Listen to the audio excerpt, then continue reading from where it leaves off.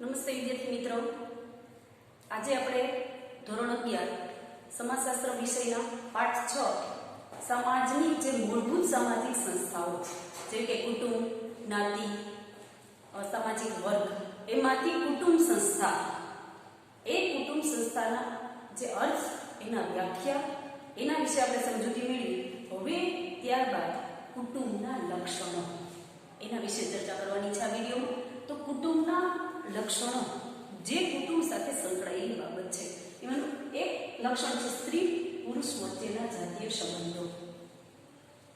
કુટુંબનું એક પ્રાથમિક એ લક્ષણ કે ખાસ કરીને કુટુંબના સભ્ય તરીકે પતિ પત્ની વચ્ચેના જે જાતીય સંબંધો છે એ લગ્ન સંસ્થા આની સાથે સંકળાયેલી છે. લગ્ન સંસ્થા દ્વારા પતિ પત્નીને સમાજ દ્વારા સ્વીકૃત સંબંધો છે, જાતીય સંબંધો છે, એને સ્વીકૃતિ મળે છે અને એના પરિણામે પ્રજનન અને પ્રજનન દ્વારા સમાજમાં નવા સભ્યો છે એનો ઉમેરો થાય છે. તો પહેલું જ એક લક્ષણ સ્ત્રી પુરુષ વચ્ચેના જાતીય સંબંધો. જાતીય ઈચ્છાનો સંતોષ એટલે કે જાતીય ઈચ્છા છે એની પરિપૂર્તિ માટે અને વંશવૃદ્ધિ, નવા સભ્યો છે એનો સમાજમાં વધારો કરવા માટે, એની કહી શકાય વંશવૃદ્ધિ અને સંતાનોની સંભાળ અને ઉછેર, આ ત્રણેય માટે કુટુંબ છે એ મહત્વનું માધ્યમ છે. કુટુંબ સંસ્થા દ્વારા જ આ શક્ય બને છે કે જાતિ ઈચ્છા છે એની સંતોષ થઈ શકે છે, પછી વંશવૃદ્ધિ, એના પરિણામે વંશવૃદ્ધિ થાય છે અને સંતાનોની સંભાળ અને ઉછેર, આ ત્રણેય માટે કુટુંબ છે એ મહત્વનું કાર્ય કરે છે. કેમ કે લગ્ન સંસ્થા દ્વારા જાતીય સંબંધો છે, જાતીય ઈચ્છા છે એની પરિપૂર્તિ છે એ થઈ શકે છે. સાથે એના પરિણામે જ પ્રજનન કાર્ય થાય છે.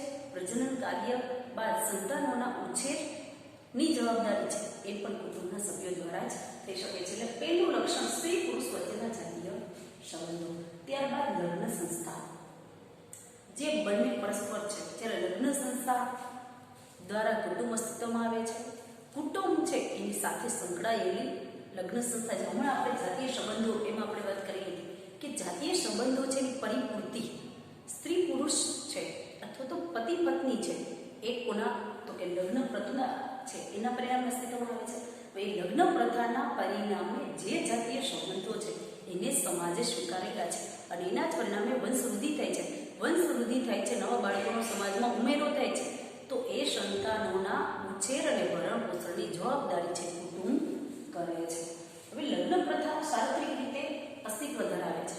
જેવી રીતે દરેક સમાજમાં આપણે કુટુંબમાં જોયું હતું કે દરેક સમાજ છે એમાં કુટુંબ છે એ સાર્વત્રિક છે, પરંતુ એના સ્વરૂપ છે દરેકે દરેક સમાજમાં અલગ અલગ હોઈ શકે. એવી જ રીતે લગ્ન સંસ્થા સાર્વત્રિક એટલે કે બધે જ વિશ્વનો કોઈ પણ સમાજ હોય, અમેરિકન સમાજ હોય કે જાપાનનો સમાજ હોય કે ભારતીય સમાજ હોય, કોઈ પણ સમાજ હોય, એમાં લગ્ન પ્રથા તો છે જ, પણ અલગ અલગ સમયે અલગ અલગ સમાજોમાં સાંસ્કૃતિક મૂલ્યો અનુસાર તેનું સ્વરૂપ છે એ તો કે અલગ અલગ હોઈ શકે છે, સ્વાભાવિક છે. લગ્ન સંસ્થા તો છે, દાખલા તરીકે જેવી રીતે ધાર્મિકતા આપણા દેશમાં લગ્ન સંસ્થા, અન્ય દેશો અમેરિકન કે જાપાનીઝ આપણા લગ્ન સંસ્થાનું સ્વરૂપ એને આશ્ચર્યચકિત લાગે છે. શા માટે? કેમ કે આપણે ધાર્મિકતા સાથે એને વણી લીધેલી છે. જે 4 ફેરા છે એ વિધિ વિધાનો, શ્લોકો, આ બધું પ્રમાણેના આપણે લગ્ન સંસ્થા છે. જ્યારે અન્ય સમાજો છે, અમેરિકા, ચીન, જાપાન, ત્યાં આ પ્રમાણેનું નથી. તો આપણે એની લગ્નના રીત રિવાજ માટે આપણને આશ્ચર્ય થાય કે આ પ્રમાણેના લગ્ન. અને એની સાથે સાથે એ પણ એ જ્યારે આપણે પતિ પત્ની જે સમગ્ર પોતાના જીવન દરમિયાન પોતાના પતિ અને પત્ની તરીકેનું જીવન પસાર કરે છે, તો એ અન્ય સમાજો આશ્ચર્ય લાગે છે કે સમગ્ર જીવન દરમિયાન પતિ પત્ની તરીકેનું તમારું જીવન પસાર થઈ જાય છે. કેમ કે ત્યાં એને એવું હોતું નથી. એ સ્વતંત્રતા છે બાબતમાં. આ બાબતમાં એને છૂટાછેડા લેવા, ડિવોર્સ લેવા એના માટે કોઈ સામાન્ય બાબત છે. જ્યારે આપણા માટે આપણે આપણા સાંસ્કૃતિક મૂલ્યો પ્રમાણે એવું ઘણું ઓછા કિસ્સાઓમાં, ઓછા કુટુંબોમાં આવી પરિસ્થિતિ સર્જાય છે. તો અલગ લગ્ન પ્રથા સાર્વત્રિક રીતે જોવા મળે છે, પણ અલગ અલગ સમયે અને અલગ અલગ સમાજોમાં જે પ્રમાણેનું સાંસ્કૃતિક મૂલ્ય એ અનુસાર તેનું સ્વરૂપ છે, લગ્ન સંસ્થાનું જે સ્વરૂપ છે એ અલગ અલગ જોવા મળે છે. કુટુંબ રચનાનું પ્રથમ સોપાન રચનાનું કુટુંબ છે કેમ રચના થાય છે? કુટુંબની રચના કરવા માટે, કુટુંબ બનાવવા માટેનું પ્રથમ સોપાન હોય છે તો એ છે લગ્ન પ્રથા. આપણે સ્વાભાવિક સમજી શકીએ કે લગ્ન પ્રથા દ્વારા જ પતિ પત્ની છે એમની જાતિ ઈચ્છા છે એ પરિપૂર્ણ થાય છે. જાતીય સંબંધોના પરિણામે પ્રજનન કાર્ય અને સમાજમાં નવા સભ્યોનો ઉમેરો થાય છે. બાળકોનો જન્મ થાય છે તો બાળકોનો જન્મ પતિ પત્ની અને ત્યારબાદ એમના બાળકો. આમ કુટુંબની રચના માટે, કુટુંબ બનાવવા માટે કયું પરિબળ મહત્વનું છે? તો કે લગ્ન સંસ્થા. એના જ દ્વારા જાતીય સંબંધો અસ્તિત્વમાં આવે છે પતિ પત્ની વચ્ચેના અને પ્રજનન કાર્ય થાય છે અને કુટુંબમાં નવા સભ્યોનો ઉમેરો થાય છે અને આમ કુટુંબ છે એની રચના છે એ થાય છે. તો કુટુંબ રચનાનું પ્રથમ સોપાન લગ્ન પ્રથા છે. ત્યારબાદ સ્ત્રી પુરુષના જાતીય સંબંધોને સમાજ સ્વીકૃત બનાવે છે. લગ્ન પ્રથા છે એ સ્ત્રી પુરુષના જાતીય સંબંધો છે સમાજ સ્વીકૃત, બાકીના જાતીય સંબંધોને સમાજ સ્વીકારતો નથી. એ લગ્ન પ્રથા દ્વારા જે જાતીય સંબંધો છે એ અસ્તિત્વમાં આવે છે એને જ સમાજ છે એ સ્વીકારે છે. તો આ રીતે બીજું લક્ષણ કુટુંબ તો કે લગ્ન પ્રથા. ત્યારબાદ ત્રીજું લક્ષણ સહનિવાસ. હવે લગ્ન પ્રથા દ્વારા કુટુંબ છે એની રચના થઈ ગઈ છે. લગ્ન પ્રથા દ્વારા એના જાતીય સંબંધોને પણ સમાજ સ્વીકૃત બનાવે છે. લગ્ન પ્રથા દ્વારા જે કુટુંબ રચના છે એ થઈ ગઈ છે. તો કેવી રીતે? તો કે સાથે નિવાસ પણ કરે છે. તો લગ્ન પછી પતિ પત્ની એક જ ઘરમાં સાથે રહે છે. લગ્ન પછી એ પતિ પત્ની છે એ અલગ અલગ નથી રહેતા પણ એક જ ઘરમાં સાથે રહે છે. સહનિવાસ, સાથે નિવાસ એટલે રહે છે, સાથે રહે છે. તેથી કુટુંબ એક સ્થળે સહવાસ કરતું જૂથ છે એવું કહી શકાય. આ પ્રમાણે મોટે ભાગે પિતૃસ્થાની કુટુંબ વ્યવસ્થા વધારે પ્રચલિત છે આપણા ભારત દેશમાં.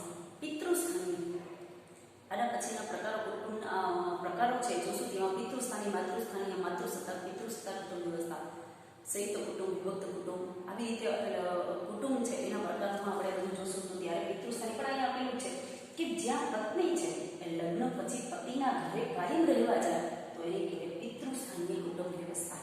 અને માતૃસ્થાનીય તો સ્ત્રી છે લગ્ન પછી સ્ત્રીના ઘરે એના પતિ છે એ કઈ નહીં રહેવા માટે જાય તો એને માતૃસ્થાનીય કુટુંબ કહેવાય છે. પણ મોટા ભાગે આદિવાસીઓમાં જોવા મળે છે. જ્યારે ભારત દેશમાં મોટા ભાગે આપણા દેશમાં પિતૃસ્થાનીય કુટુંબ વ્યવસ્થા વધારે પ્રચલિત એટલે કે જોવા મળે છે કે જેમાં પત્ની છે લગ્ન પછી પતિના ઘરે રહેવા માટે જાય છે. તો આ રીતે સહનિવાસ એ કુટુંબનું ત્રીજું લક્ષણ. ત્યારબાદ ચોથું લક્ષણ આપણે જોઈએ તો વંશાવળી. વંશાવળી એટલે વંશ વધારાની વાત નથી થતી. વંશાવળી એટલે બાળકના નામની પાછળ જેનું નામ લગાડવામાં આવે તે. દાખલા તરીકે માતૃસત્તા કુટુંબ વ્યવસ્થા હશે તો એમાં બાળકના નામની પાછળ માતાનું નામ લગાડવામાં આવે છે. જ્યારે પિતૃસત્તા કુટુંબ વ્યવસ્થા છે તો એમાં બાળકના નામની પાછળ પિતાનું નામ છે લગાડવામાં આવે છે. આમ દરેકે દરેક સમાજને પોતાની વંશાવળી તો હોય જ છે. અને અત્યારે તો વર્તમાન સમયમાં એ આપણે કીધું છે એ પ્રમાણે માતા અને પિતા બંનેનું નામ પણ લગાડવામાં આવે છે. તો એ અહીં આપણે જોઈએ તો દરેક કુટુંબને પોતાની વંશાવળીની યોજના હોય છે. જે સમાજમાં પિતૃસત્તા કુટુંબ વ્યવસ્થા છે ત્યાં વંશની ગણતરી કોના નામથી થાય છે? તો કે પિતાના નામથી થાય છે. અને જે સંતાનો છે એને પિતાના નામથી ઓળખવામાં આવે છે. મોટા ભાગે આપણા ભારતીય સમાજ છે પિતૃસત્તાક છે. પિતૃસત્તાક એટલે પિતા નહીં પણ પુરુષ પ્રધાન સમાજ છે. આવું તમે ઘણી વખત સાંભળ્યું છે કે જ્યાં બધા જ નિર્ણયો, બધી જ સત્તા છે એ પુરુષ હસ્તક હોય છે. તો ત્યાં બાળકના નામની પાછળ પિતાનું નામ લગાડવાનું છે. દાખલા તરીકે સમજશું મિત્રો કે તમારા જ નામની પાછળ તમારા મોટા ભાગે તમારા પિતાનું નામ હશે. તો આ રીતે કેમ કે આપણો ભારતીય સમાજ છે એ પિતૃસત્તાક કુટુંબ વ્યવસ્થા છે એટલા માટે જે સમાજમાં માતૃસત્તાક કુટુંબ વ્યવસ્થા છે ત્યાં વંશની ગણતરી છે એટલે કે સંતાનોના નામની પાછળ કોનું નામ લગાડવામાં આવે છે? તો કે માતા છે એનું નામ લગાડવામાં આવે છે, એનું નામ આપવામાં આવે છે. વર્તમાન સમયમાં માતા અને પિતા બંનેના નામ સંતાનના નામ પાછળ લગાડી શકાય છે. અત્યારે એ ઘણા બધા બાળકોના નામની પાછળ કેમ કે સ્ત્રી પુરુષનો સંપર્ક સમાજમાં દરજ્જો અત્યારે અસ્તિત્વમાં થઈ ગયો છે ત્યારે બાળકના નામની પાછળ માતા અને પિતા બંનેના નામ છે એ અત્યારે લગાડવામાં આવે છે. તો આથી વંશાવળી વંશાવલી કહેતા બાળકના નામની પાછળ જે પ્રમાણેનું કુટુંબ, માની લો મોટાભાગે આદિવાસી કુટુંબ છે, ઘણા એવા આદિવાસી કુટુંબ છે કે ત્યાં માતૃસત્તા કુટુંબ એટલે કે બધી જ સત્તા, મિલકત, કુટુંબના બધા જ જે કંઈ વહીવટ છે એ બધી જ સ્ત્રી સંભાળે છે. તો એવા આદિવાસી કુટુંબો છે, સંથાલ, એવા બધા આદિવાસીઓ છે, ત્યાં બાળકના નામની પાછળ પુરુષનું નામ નહીં પણ કોનું નામ લગાડવામાં આવે છે તો કે સ્ત્રી છે એનું નામ લગાડવામાં આવે છે. તો આ પ્રમાણેની વંશાવળી એ પણ એક કુટુંબનું લક્ષણ છે.